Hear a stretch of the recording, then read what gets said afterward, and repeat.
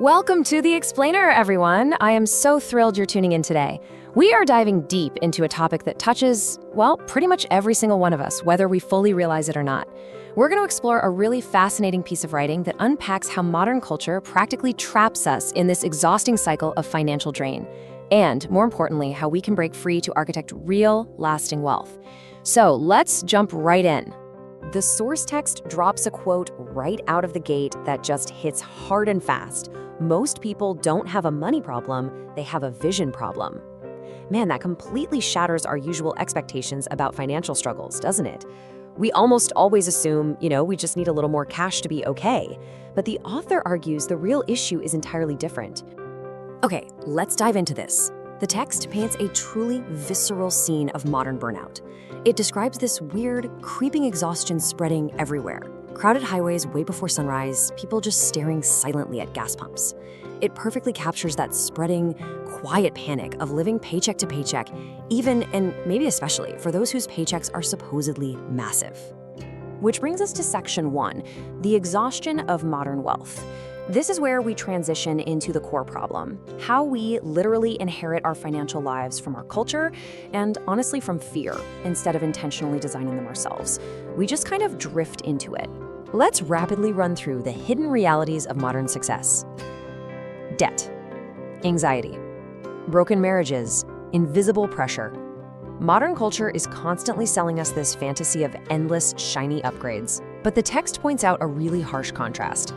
Behind all those polished social media lifestyles is often just this spreading, quiet panic and profound exhaustion, with people carrying a heavy, invisible pressure they absolutely never speak about. And that brilliantly illustrates the tragic disconnect we're facing: freedom versus performance. The text argues that building a life that demands constant, relentless stress just to maintain appearances, that isn't genuine freedom at all. It's simply a performance. It's maintaining this high-income facade while secretly drowning underneath it all. So, what does this all mean? Well, that leads us directly to a pivotal question, one that completely shifts our focus for the rest of this explainer. What does enough actually mean? This isn't just some basic budgeting question. We are exploring the deep, philosophical root of our entire relationship with money and success here. Let's explore that in section 2, defining enough. Because here is the harsh reality. If you fail to define what enough actually is for yourself, the world is more than happy to endlessly define it for you.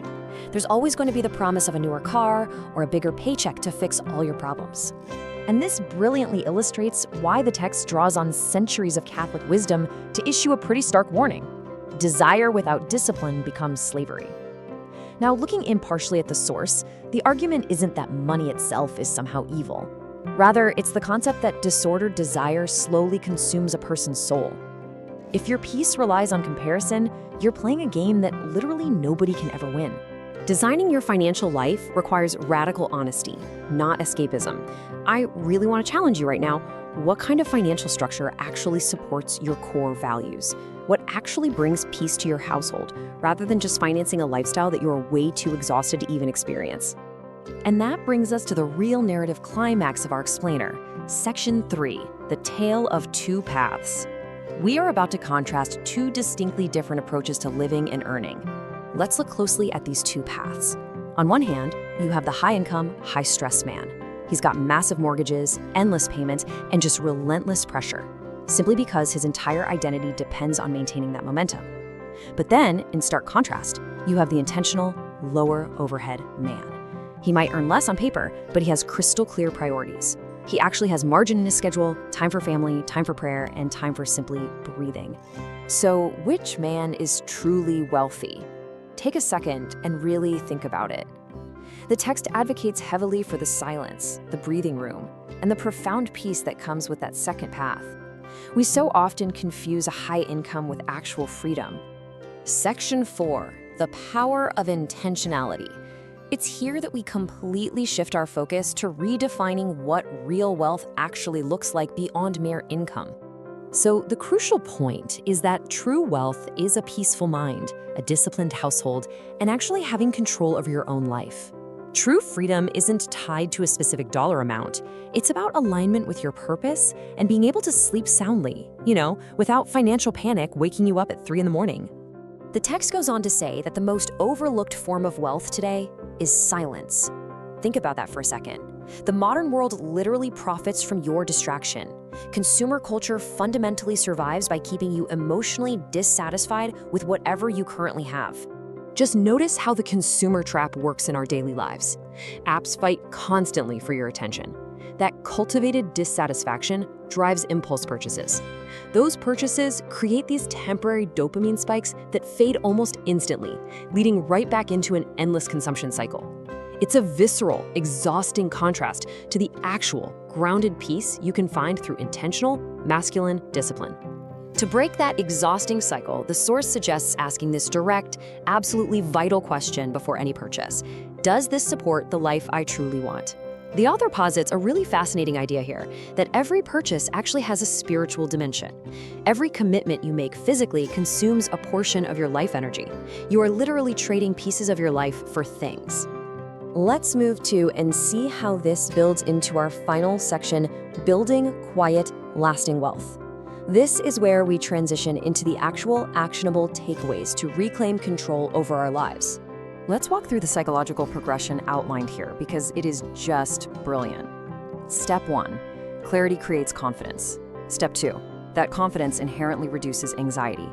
Step 3, lower anxiety dramatically decreases impulsive behavior. It makes so much sense, right? When your life becomes simpler and more intentional, your financial pressure naturally drops and you completely stop needing all that external validation.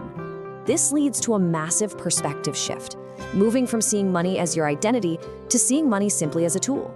Again, in partially looking at the text's application of Catholic truth, the core concept is that material resources are completely temporary. Stewardship matters infinitely more than societal status. Money is meant to be a servant, never your master. I absolutely love this next quote. A man climbing the wrong mountain still ends up lost. The text is very careful to remind us that ambition is honorable and good. We are meant to build, create, and provide. But ambition without clear vision and direction, that just becomes destructive to you and everyone you love.